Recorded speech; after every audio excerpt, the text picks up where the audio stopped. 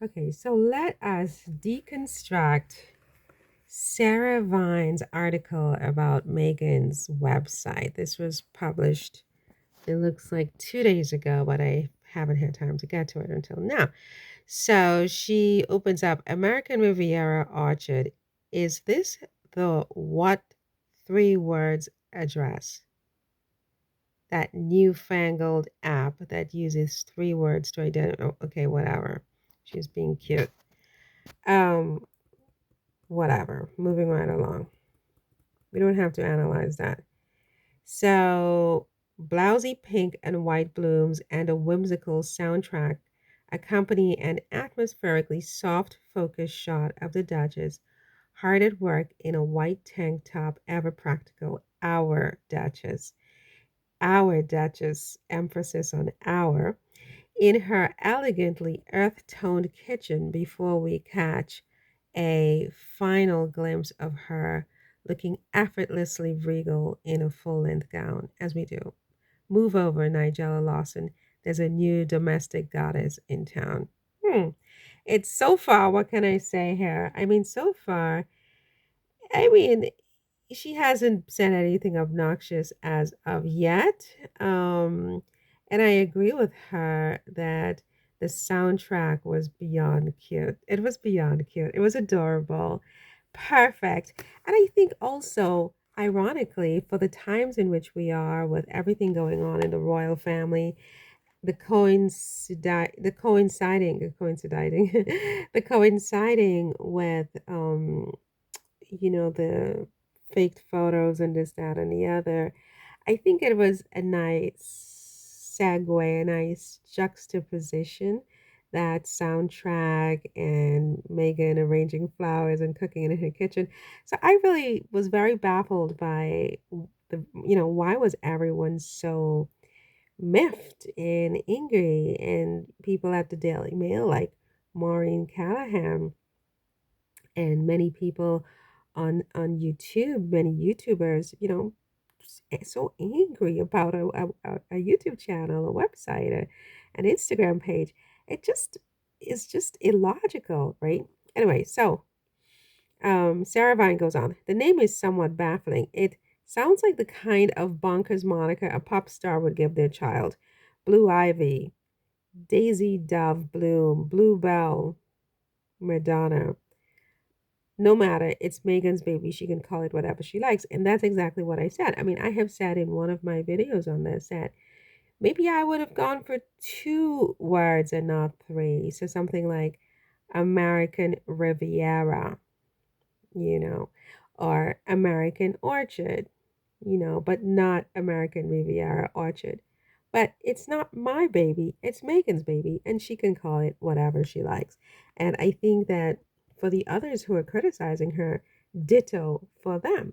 If it's your baby, you get to call it whatever you like until the baby grows up and changes its name, right? It's like this. You get to name the baby, right?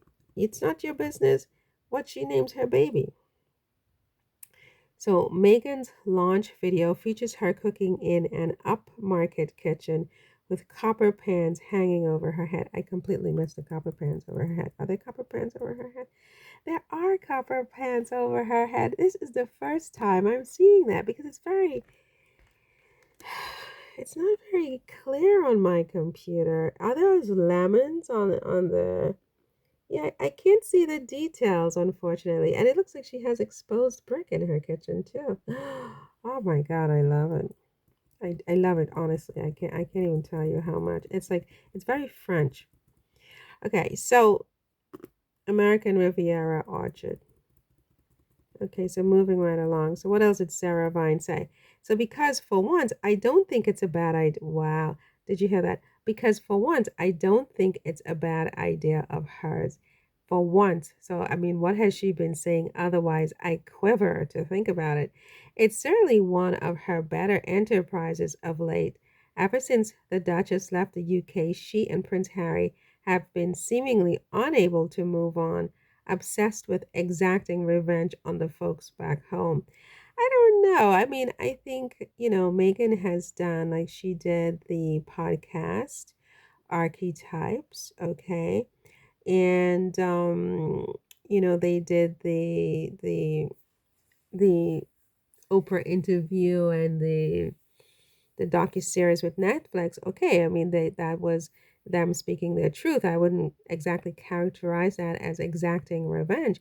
They were speaking their truth. They were clearing their name, and frankly, they were preparing for the future. Like now, when other things are happening, and their truth needs to be known. So I don't know what else Megan did where she was exacting revenge. I mean, I think she has had a lot of public appearances, award shows, and things like that. But I mean, what am I forgetting here? What did she do where she was exacting revenge? She seemed like someone who was busy, working on her entrepreneurial ideas, meeting people at, fancy hotels to discuss Kate Keller, whatever her last name was, the woman who did her dress. And, she was always just meeting up with friends or something like that. Or she's just with her husband going out for some coffee or whatever. I never saw her obsessed in any way. I mean, I've seen people obsessed with her because I am convinced that she has a magnetic there's something magnetic in her personality or in her aura so that people can't look away. They can't stop focusing on her and just wanting to just know everything about this girl. And she keeps moving away, but they keep coming, coming, coming. It's like a magnetic field. And even when other things more interesting are happening in other places, they still can't look away from Megan. She's a magnet. There's a magnetic field that surrounds Megan, Duchess of Sussex. Anyway, Sarah Vine goes on.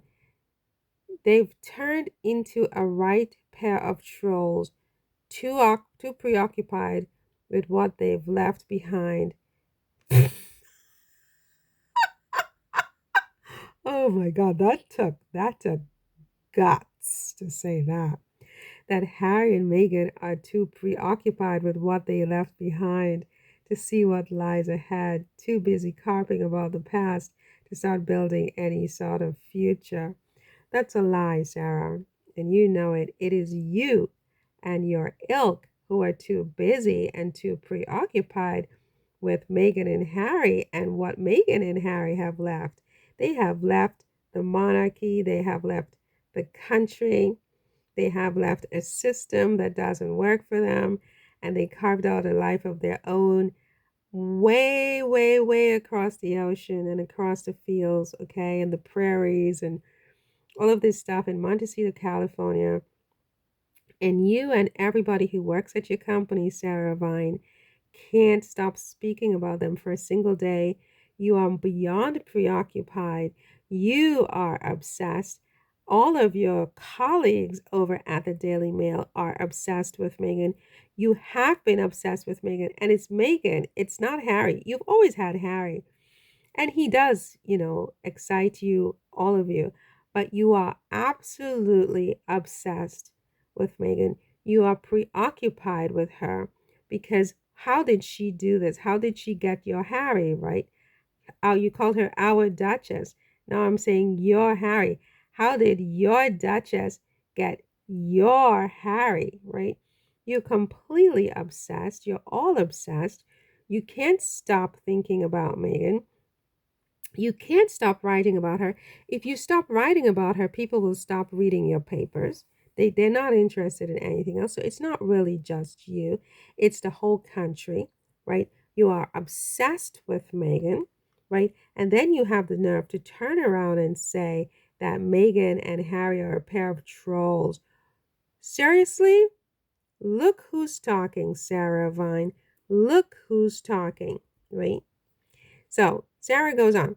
This new venture feels like a welcome departure from that distinctly negative and very toxic mindset, a return to the Meghan Markle of old, the one we all rather liked. You never liked Meghan. You never liked Meghan. As soon as Harry chose Meghan and brought her home, you all came out like a bunch of bats out of hell. Be honest, Sarah. Be honest. It's more authentic. Say it. Y'all didn't like her. You didn't like her. You resented her because she came in and she took your Harry.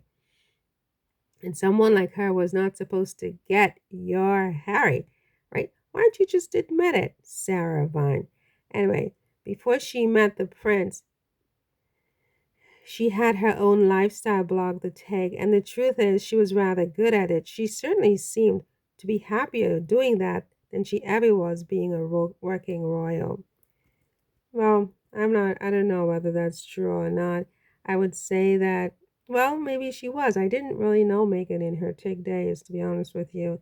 And it seems like the working royals days was, maybe not her most happy days. What can I say? Happy days are here again. Da da da da da da da da da da da da da da da. Happy days are here again. I don't think she was singing that at in the palace, So anyway, so Sarah goes on. So why not? I know. This is the last one, and then I'm gonna go to sleep. I'm done. Okay, so why not? So why not?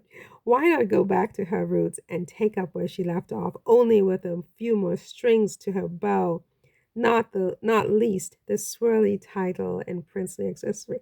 That title is way up the canal, the canal. It's way up the canal of all these people. A collective and individual canal. And I don't understand it. I mean, it's just a bunch of words. I mean, as a matter of fact, you want to talk about word salad.